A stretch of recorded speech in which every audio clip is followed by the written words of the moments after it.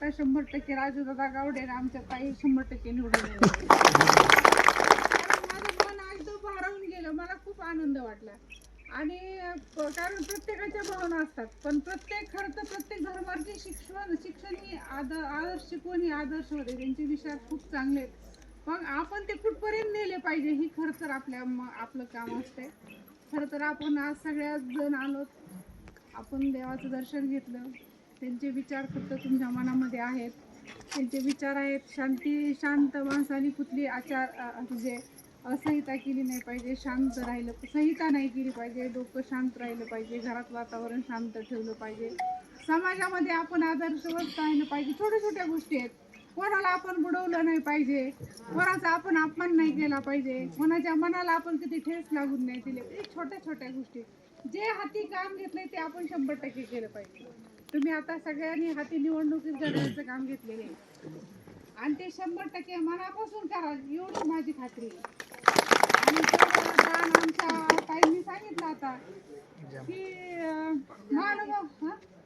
महानुभव आमच्या प्रफुल्लदादांनी पण सांगितलं की आज सरकारने सुद्धा त्यांचे विचार डोक्यावर घेतले आणि त्याचे विचार डोक्यावर घेऊन आता थोड्या दिवसामध्ये खरं तर प्रत्येक गोष्टीला फंड्स जर असेल तर म्हणजे विद्यापीठाचा दर्जा तुमच्या महानुभाव पंथाला आता तर मला कळालं की ऍडमिशन पण व्हायला लागलं. म्हणजे हा काही महानुभाव पंथ हा काही कमी नाही, पण त्यांनी तुम्ही खरं तर सगळे प्रेरित झालेली मंडळी आहे. आणि खरं तर त्यातून जर एखादा लोकप्रतिनिधी जर पुढे येत असेल ना तर त्या पंथाचा अजून मार्ग सुखकर होतो.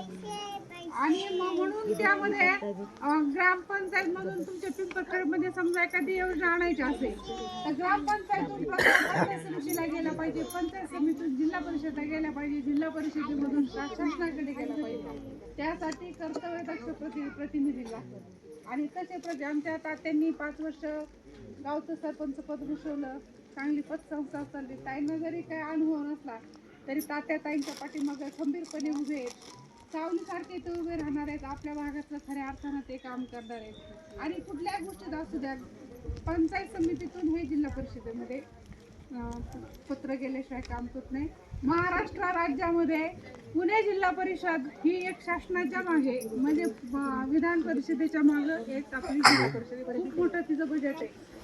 आपण खूप भाग्यवान आहात की आपण पुणे जिल्ह्यामध्ये जन्मलेले आहेत. खूप चांगलं आहे आपलं, कारण आपण इथं आलो जरी आपले स्वामी इथं असले तरी परिसर जर पाहिला तर असं वाटते की अरे वा पुणे तिथं काय उणे. आपल्या पुणे जिल्ह्याचा स्वाभिमान आपल्याला पाहिजे. तुम्हाला लक्षात आलं असेल ना आपला परिसर, आपलं पिंपळखेड आणि आपण या परिसरात आलो. आपण एक साधन मी सहज म्हणले की नाही यांच्याकडे काय भारत स्वच्छता अभियान आहे का नाही, आपल्याकडे असं काही दिसत नाही. साध्या गोष्टी आपल्याकडे प्रामुख्याने लोकप्रतिनिधी असतील, आपले अधिकारी असतील, आपण राबवतो. म्हणून आपला भाग अगदी सुजलाम सुफलाम आहे.